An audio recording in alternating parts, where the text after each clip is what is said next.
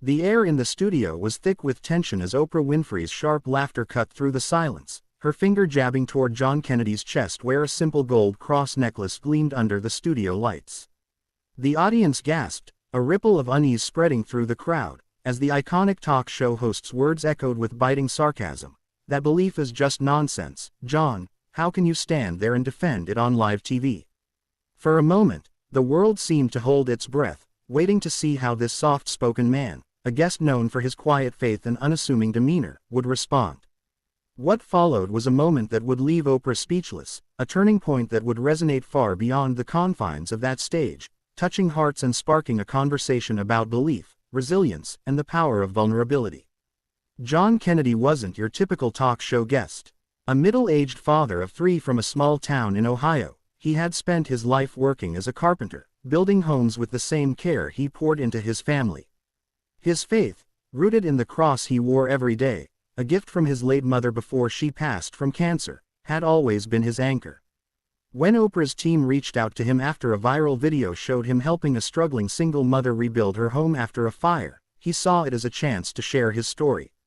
He never imagined it would turn into a public dissection of his deepest convictions. As he sat across from Oprah, her piercing gaze and the bright lights made him feel exposed, but he clung to the memory of his mother's gentle voice, urging him to stay true to himself. The interview had started innocently enough. Oprah praised John's kindness, his hands-on approach to helping others, and the way his community rallied around him. But as the conversation shifted to his faith, why he credited God for guiding him through life's storms, she grew skeptical. "John," she said, leaning forward with a smirk, "you're telling me a higher power told you to pick up a hammer and fix that woman's roof. In 2025, with all our technology and science, you're still holding on to fairy tales." The audience chuckled nervously, and John felt a flush of heat rise to his cheeks. He wasn't a debater. He was a man of action, not words. Yet, the mockery stung, not just for himself but for the memory of his mother, who had taught him that faith was about love, not arguments. For a moment, John faltered.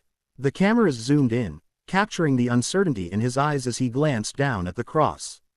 He thought of his wife, Sarah, who had stood by him through years of financial struggle, and his kids, Emma, 12, and the twins, 9, who looked up to him as their rock. He thought of the single mother he'd helped, whose tearful gratitude had made every blister worth it. This wasn't just about him, it was about them, about the quiet strength that had carried him through. Taking a deep breath, he looked up, his voice steady but soft. "Oprah, I don't have all the answers. I'm not a preacher or a scientist. But I know what I've seen.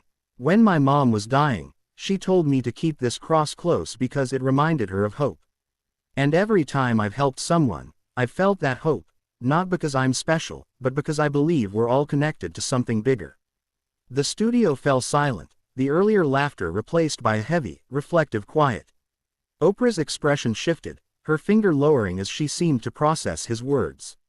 She pressed him further, her tone less mocking now, more curious.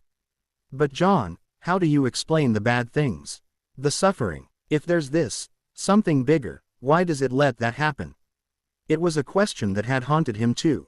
He thought of the nights he'd lain awake after his mother's death, questioning why she'd been taken so young, or the times he'd struggled to put food on the table. "I don't have a perfect answer," he admitted, his voice breaking slightly. "But I've learned that faith isn't about avoiding pain, it's about finding a way through it. When I helped that mother, I saw her kids smile again. That's my proof. Maybe the why isn't first to know, but the how we help each other, that's where I find my strength." Oprah leaned back, visibly taken aback. The audience, once skeptical, began to murmur in agreement, some nodding as tears glistened in their eyes. She tried to regain control, asking about his carpentry skills, but the moment had shifted. John's raw honesty had pierced through her usual polished demeanor. In a rare move, she paused the interview, turning to the camera with a softened expression. "Folks, I think we all just learned something here," she said, her voice thick with emotion. "Sometimes the simplest truths are the hardest to hear, and the most powerful." The segment ended with a standing ovation, John's humble smile lighting up the screen as he waved awkwardly, unused to the spotlight. Back in Ohio, The impact was immediate. Sarah watched the broadcast with the kids, tears streaming down her face as she saw her husband's courage. Calls flooded in, offers of work, donations for his community projects, and messages from people inspired by his words.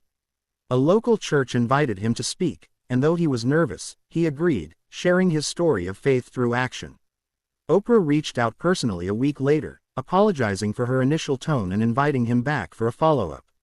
This time, she approached him with respect, and their conversation became a dialogue about finding common ground, belief in humanity, if not in the divine. The resolution came not in a grand gesture but in the quiet ripple effect of John's words. He started a small nonprofit, Hope Builds, using his carpentry skills to help families in need, funded by the outpouring of support. Emma began volunteering, proud of her dad, while the twins drew pictures of him with his hammer and cross.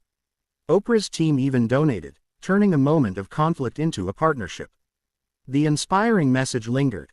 Faith, whether in God, in others, or in oneself, isn't about winning debates but about building bridges.